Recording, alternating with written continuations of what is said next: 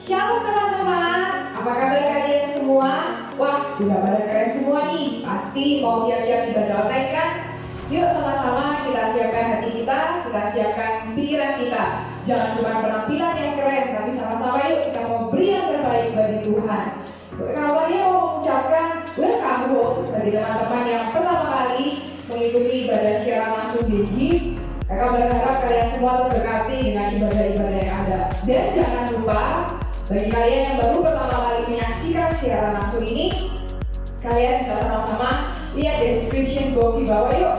Ya, kalian bisa sama-sama gabungkan diri kalian di Konekkan Genji. Dan kita ada ibadah CG setiap Jumat, di mana nanti sama-sama kita saling menguatkan. Di situ tempat kita sama-sama saling berbagi. Yuk sama-sama siapkan hati kita. Jangan lupa ya, jangan skip ibadah, oke? Yuk, sebelumnya Kak Maria ajak kita semua untuk bersatu dalam doa. Mari sama-sama kita berdoa. Bapa yang baik, betapa hati kami limpah dengan syukur buat kebaikan Tuhan, buat kemurahan Tuhan dalam setiap kehidupan kami. Saat pagi hari ini Tuhan, kami datang di hadapan-Mu, membawa setiap hidup kami dan Tuhan. Kau yang melayani setiap hati kami, Kau yang melayani setiap hidup kami Tuhan. Kami mau memuji, memuliakan nama-Mu. Kau yang memberkati teman-teman kami Tuhan, dimanapun mereka berada, dan yang Kau yang memberkati setiap mereka melalui ibadah ini Tuhan. Terima kasih Tuhan, biarlah sukacita dari surga memenuhi setiap hati kami. Biarlah juga Tuhan kami boleh dengar akan firman-Mu, dan firman-Mu kami lakukan dalam setiap kehidupan kami. Terima kasih Tuhan, terima kasih berkati ibadah kami mulai dari awal, pertengahan, hingga pada akhirnya. Dalam nama Tuhan Yesus kami menyerahkan ibadah kami dalam tangan Tuhan. Haleluya, amin. Selamat beribadah, Tuhan Yesus memberkati. Mari semuanya kita bagi berdiri, mari kita serukan nama Tuhan.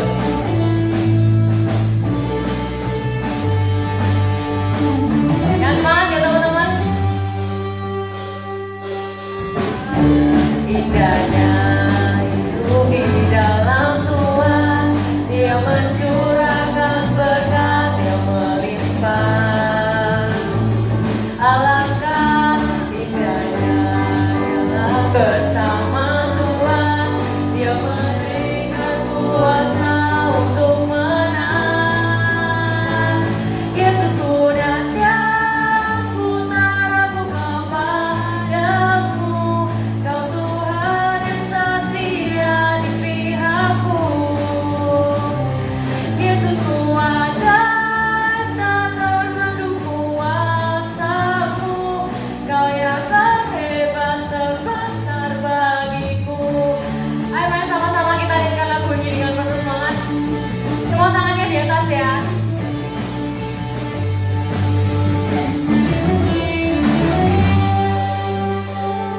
Alangkah indahnya hidup di dalam Tuhan, Dia mencurahkan berkat yang melimpah. Alangkah indahnya dalam bersama Tuhan, Dia memberikan kuasa untuk menang. Ayo sama-sama kita katakan, Yesus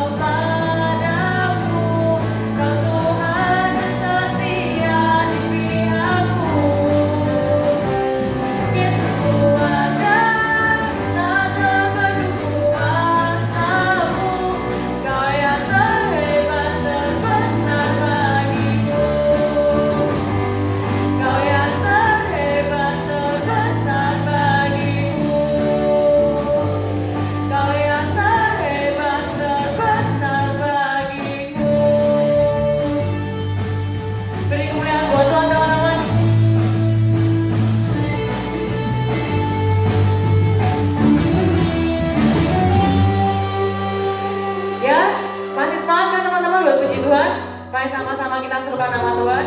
Serukan namanya, Yesus Tuhan Raja. Segala kuasa tunduk dalam namanya. Dia luar biasa, perkasa mulia. Yesus nama di atas segala nama. Semua tangannya di atas yuk.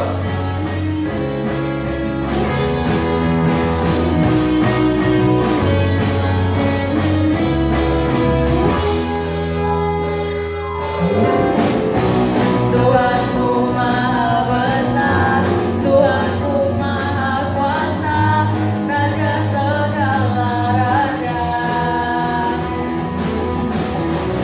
Dia takkan tergoyahkan, Dia takkan terkalahkan, Dia hidup dan berkuasa. Ayo sama-sama katakan yuk. Serukan namanya, Yesus Tuhan Raja. Segala kuasa tunduk dalam namanya. Dia luar biasa, perkasa mulia. Yesus nama di atas segala nama.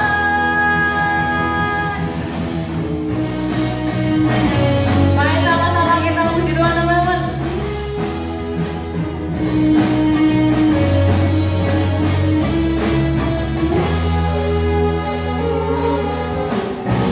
Tuhanku Maha Besar, Tuhanku Maha Kuasa, Raja segala raja.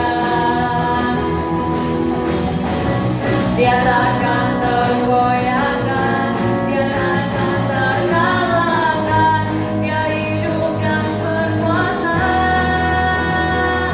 Serukan namanya, Yesus Tuhan Raja. Segala kuasa tunduk dalam namanya. Dia luar biasa, perkasa mulia. Yesus nama di atas segala nama. Serukan namanya, Yesus Tuhan Raja. Segala kuasa tunduk dalam namanya. Dia luar biasa, perkasa mulia. Yesus nama di atas segala nama. Yesus nama di atas segala nama. Yesus nama di atas segala nama.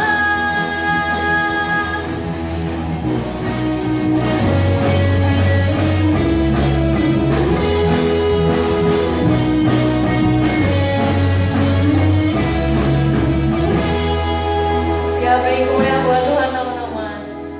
Mari sama-sama kita masuk dalam hadirat Tuhan. Mari kita persiapkan diri kita teman-teman. Mari kita buka hati kita, buka pikiran kita. Mari sama-sama kita nyanyikan lagu ini.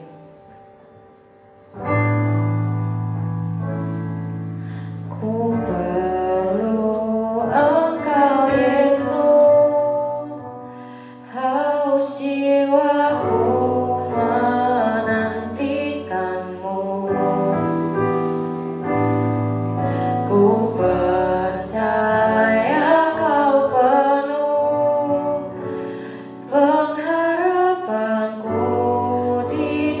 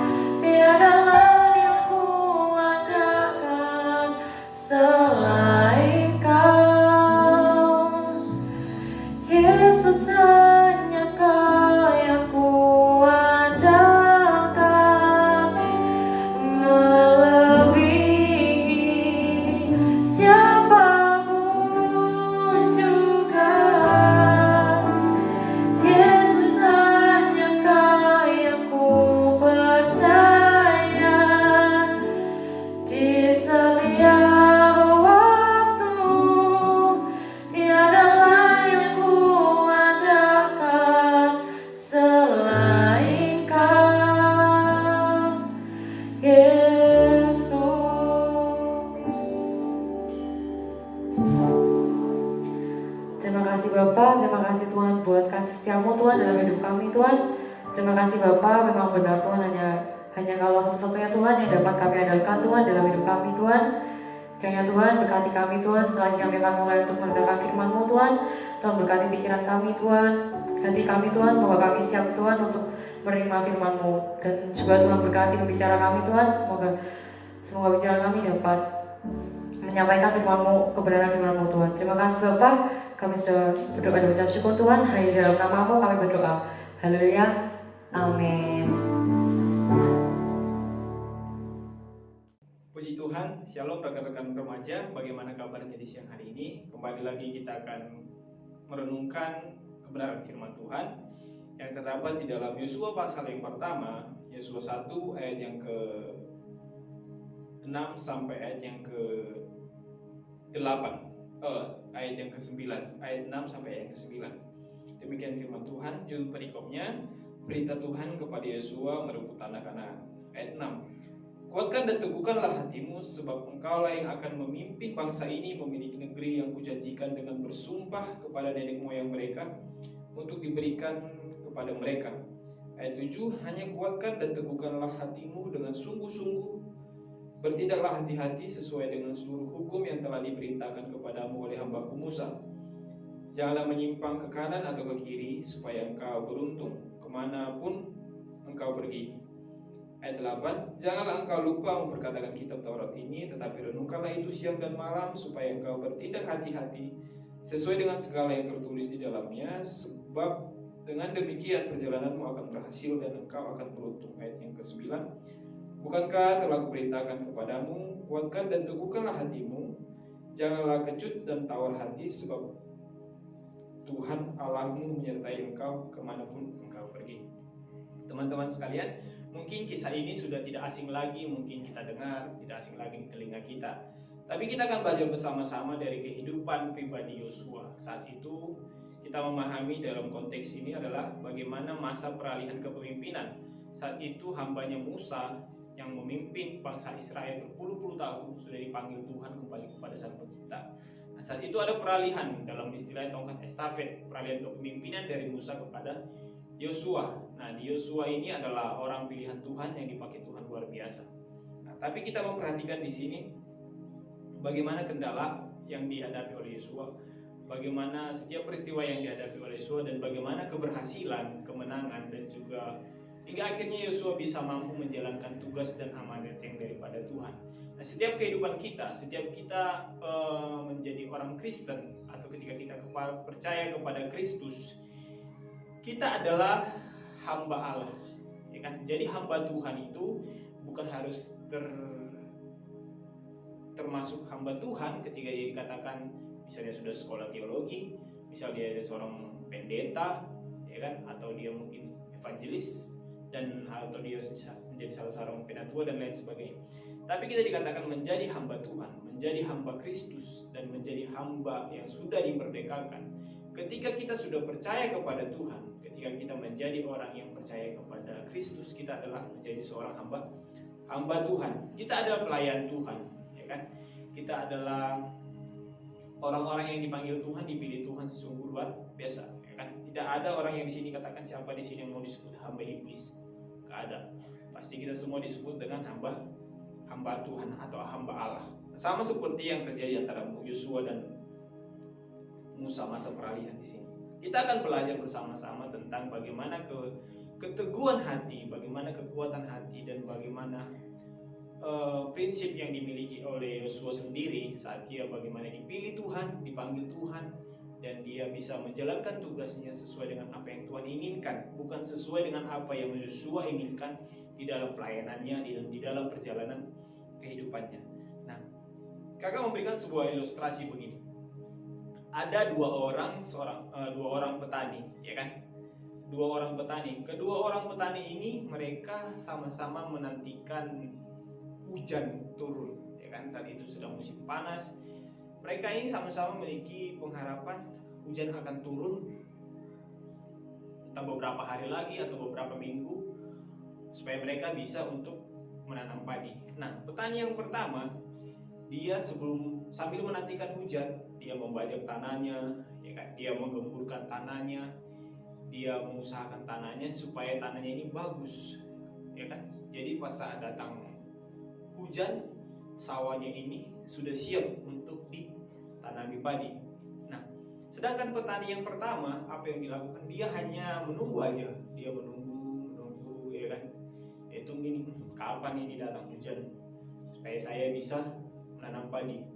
Dia nggak mengelola tanahnya, dia nggak melakukan hal apapun di dalam hidupnya, di dalam untuk bisa menanam padi. Dia nggak melakukan persiapan apapun. Terakhir apa yang terjadi? Akhirnya hujan datang. Nah, yang menjadi pertanyaannya, petani yang pertama atau petani yang kedua ini, yang mana yang lebih siap untuk menanam padi? Tentu adalah petani yang pertama. Kenapa?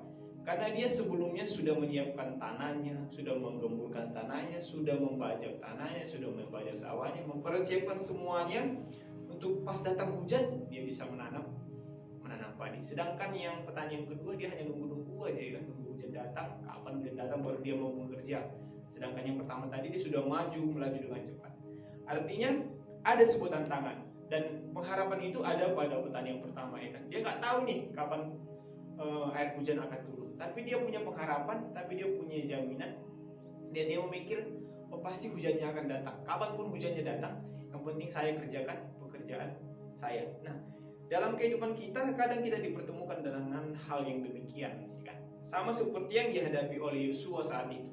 Nah, kalau kita belajar biografi Musa, kalau sebelum kita bahas Yosua, Musa adalah dikatakan Alkitab sahabat Allah, luar biasa. Musa adalah sahabat Allah yang pertama. Yang kedua, Musa itu adalah orang yang lembut hatinya, dikatakan Alkitab, lembut hati, orang yang paling sabar. Yang ketiga, Musa itu orang yang sangat dekat banget sama Tuhan. Bahkan ketika Tuhan mau mengirimkan 2 loh batu, itu langsung tangan Tuhan sendiri yang memberikan kepada Musa. Berarti kalau kita bisa merenungkan, Musa ini adalah pribadi yang sangat dekat dengan Allah. Dan karismanya untuk memimpin bangsa Israel itu sudah cukup terkenal, ya kan? Banyak orang sudah menceritakan bagaimana luar biasanya Musa memimpin, bagaimana karya Tuhan kepada Musa sendiri, bagaimana sepanjang perjalanan kehidupan mereka saat Tuhan saat Musa memimpin mereka. Ini adalah hal yang luar biasa tentunya. Nah, bagaimana mujizat Tuhan menyatakan melalui Musa, itu hal yang luar biasa dekatnya. Nah, sedangkan Yosua, kalau kita belajar biografi Yosua ini pun adalah orang pilihan Tuhan. Dia dipilih Tuhan menjadi alatnya. Yang pertama, kalau kita bisa memperhatikan, Yosua ini kurang lebih 40 tahun dia sudah bekerja mendampingi Musa sebagai pendamping Musa saat itu untuk memimpin bangsa Israel keluar dari tanah Mesir memasuki ke tanah perjanjian. Yang berikutnya, Yosua ini juga merupakan salah seorang pengintai yang diutus oleh Musa ketika mengintai tembok Yeriko. Yang hasilnya nanti Yosua dan Kaleb lah orang yang berhasil memasuki tanah tembok Yeriko dengan mengatakan bahwa hanya Yosua dan Kaleb yang berhasil meneguhkan iman orang Israel, bahwa di sana dikatakan memang ada orang-orang yang tinggi gagah perkasa, tapi ingat bahwa Tuhan kita adalah Tuhan yang lebih luar biasa dari semuanya. Nah, tentu dari kita belajar ini, di tengah-tengah bangsa Israel, pengaruh Musa itu lebih luar biasa dibandingkan Yosua sendiri, ya kan?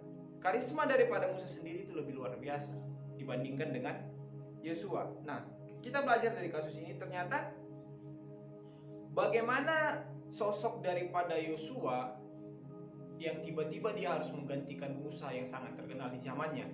Mungkin ada keminderan bagi Yosua, ya kan? Ketika Yosua Tuhan angkat menjadi pemimpin Israel,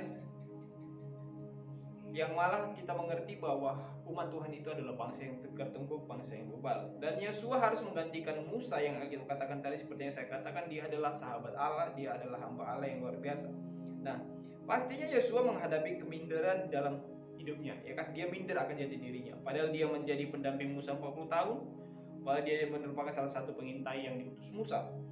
Nah, bagaimana dalam kehidupan Musa akhirnya keputusan-keputusan yang dia hadapi, keputusan-keputusan yang akan dia lakukan, itu menjadi sebuah pertanyaan dalam kehidupan Musa. Haruskah sama seperti yang kita terapkan? Haruskah kita menjadi minder? Haruskah kita menjadi orang yang tawar hati ketika Tuhan memilih kita atau memakai kita. Ketika Tuhan pilih kita, ya kan? Ingat bahwa karya Tuhan Yesus itu luar biasa dalam kehidupan kita. Bagaimana pengorbanannya untuk mengorbankan nyawanya untuk menebus kita manusia. Ingat, yang ditebus kita adalah hidup kita. Bagaimana dihapuskan segala dosa-dosanya. Dia yang tidak mengenal dosa akhirnya harus dijadikan dosa supaya kita yang penuh dengan dosa kita beroleh keselamatan. Nah, sama seperti bangsa Israel. Bangsa Israel siapa sih? Mereka kalau bukan Tuhan yang pilih mereka dari begitu banyaknya bangsa pada saat itu. Tapi Tuhan pilih mereka, bangsa yang kecil, tapi Tuhan angkat menjadi bangsa yang besar. Bagaimana Tuhan lepaskan mereka dari tanda perbudakan dari Mesir. Bagaimana saat terjadi kelaparan Tuhan utus mereka melalui Yusuf di sana. Ada kelaparan di seluruh bangsa, Tuhan jadikan Yusuf menjadi alatnya memelihara bangsanya. Sampai di tanah Mesir pun semuanya Tuhan pelihara mereka.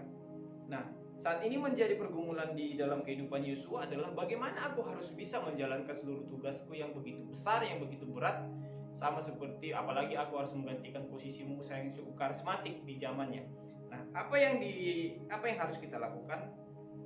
Sama seperti yang Yosua lakukan. Yang pertama adalah ingat bahwa ada jaminan akan penyertaan Tuhan. Ada jaminan akan penyertaan Tuhan. Ketika Tuhan panggil kita, Tuhan akan memperlengkapi kita. Tuhan akan mencukupkan kita.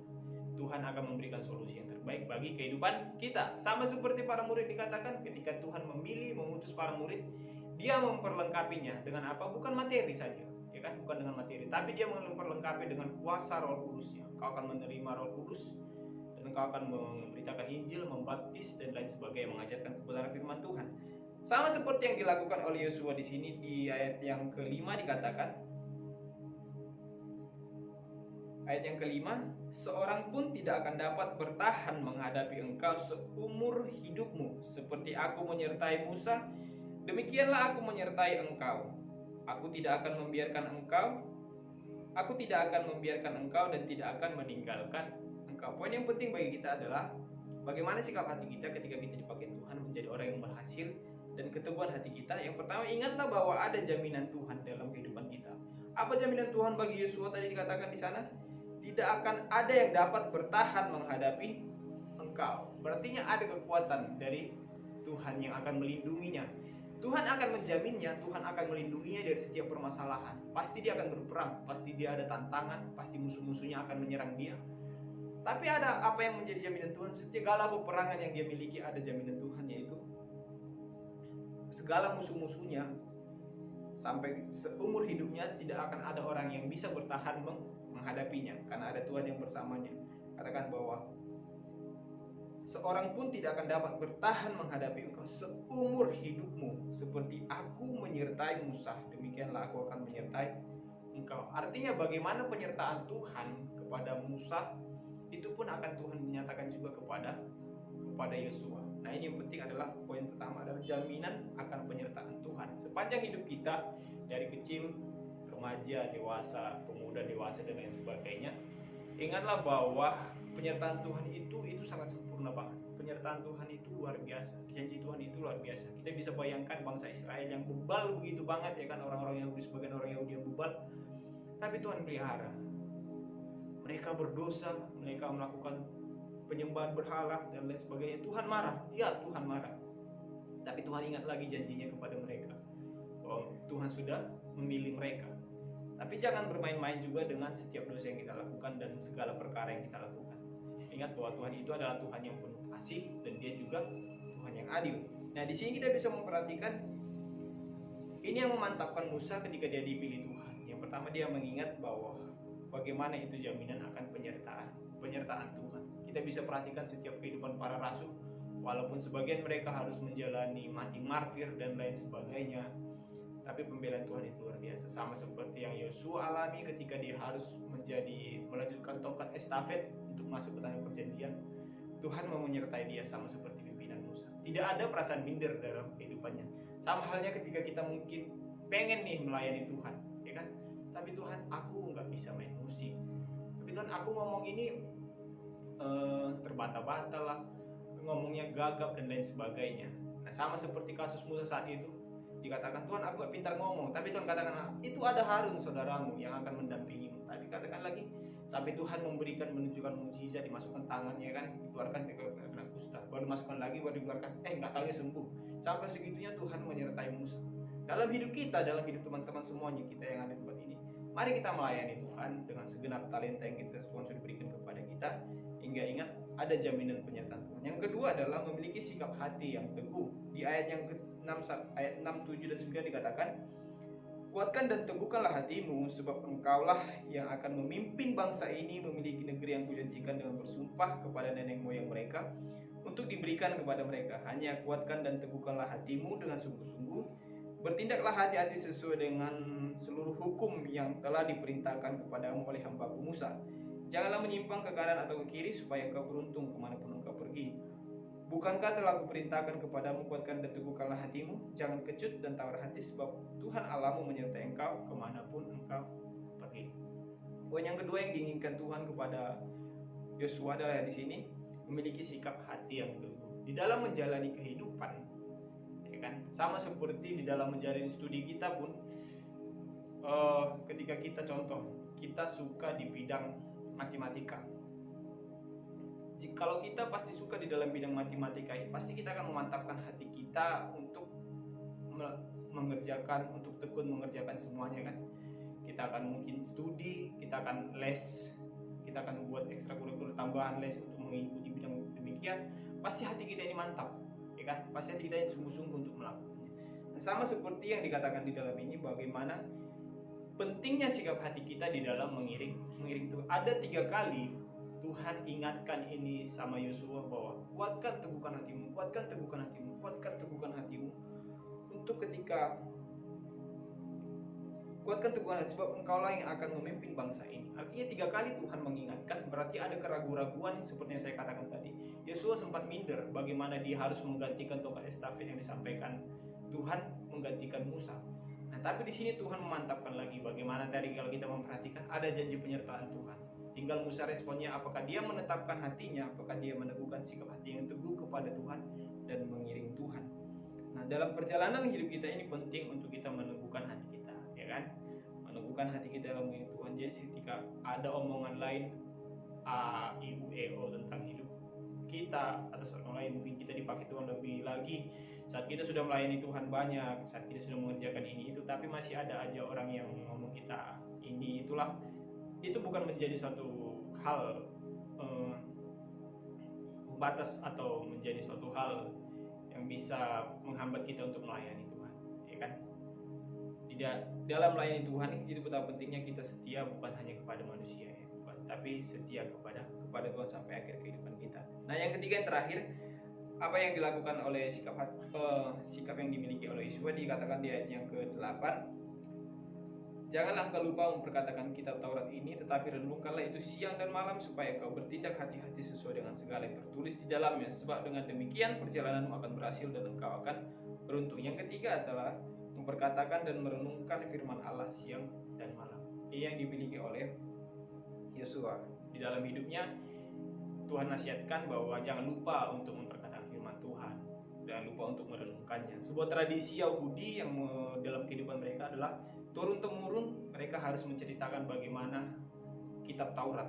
Makanya ketika Tuhan Yesus hadir ke dunia ini, lahir ke dunia ini, di masa kecilnya dia datang ke bait Allah. Dia belajar kebenaran firman Tuhan, dia belajar tentang kitab Taurat dan lain sebagainya. Tradisi bagi mereka adalah bahkan di dalam kandungan pun mereka harus membacakan kitab Taurat kepada kandungan mereka, kepada anak mereka. Dan setiap saat, setiap ada waktu mereka harus memperkatakan firman Tuhan dan membacanya. Sampai apa hasilnya dikatakan di sana bahwa segala itu sudah, sebab dengan demikian perjalananmu akan berhasil dan engkau akan beruntung, ya kan? Jadi nggak sia-sia sebenarnya ketika teman-teman belajar merenungkan firman Tuhan, belajar membaca firman Tuhan dan memperkatakan baik kepada adik-adik, baik kepada kakak, atau cici dan lain sebagainya. Itu adalah kita menjadi sumber berkat, ya kan? Sumber berkat. Bahkan dalam kehidupan kita akan menjadi orang yang bijaksana. Kita menjalani kehidupan sehari-hari, bagaimana supaya perjalanan kita akan menjadi orang-orang yang berhasil dan beruntung. Nah, biarlah dari firman ini kita belajar dari tentang Yosua, pengalaman pribadinya dengan Tuhan dan keberhasilan yang dimiliki oleh Yosua itu bagaimana.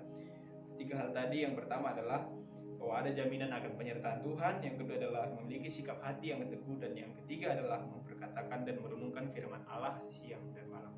Mari kita berdoa. Kami bersyukur buat firman-Mu di siang hari ini Tuhan, dari pelajaran kehidupan Yosua ketika dia dipanggil, dipilih Tuhan. Ajarkan kami Tuhan untuk menjadi anak-anak remaja yang selalu siap sedia kapanpun Tuhan untuk panggil kami menjadi pelayan, menjadi alat-alat-Mu Tuhan, dimanapun kami Tuhan tempatkan, agar kami selalu siap dan bisa untuk memiliki percaya diri Tuhan, karena kami tahu ada jaminan Tuhan, ada penyertaan Tuhan, ada janji Tuhan yang luar biasa dalam kehidupan kami. Terpuji nama-Mu Tuhan. Kami juga bersyukur berfirman-Mu, dan biarlah Roh Kudus-Mu yang senantiasa berbicara dalam kehidupan kami. Terpuji nama-Mu, dalam nama Tuhan Yesus kami berdoa dan bersyukur. Haleluya. Amin. Selamat siang. Tuhan Yesus memberkati kita semua. Shalom teman-teman. Teman-teman pasti diberkati firman Tuhan kan? Nah, ayo kita sama-sama mendengarkan dan melakukan firman Tuhan tersebut agar firman Tuhan tersebut tidak menjadi sia-sia. Dan jangan lupa setiap minggu ada ibadah online remaja di YouTube channel GJ. Jangan lupa dicek ya teman-teman. Jangan lupa juga buat like and subscribe. Dan juga setiap Jumat ada ibadah CG jam 6. Linknya kalian bisa lihat di website GJ atau di WhatsApp group ya. Jangan lupa dicek ya teman-teman.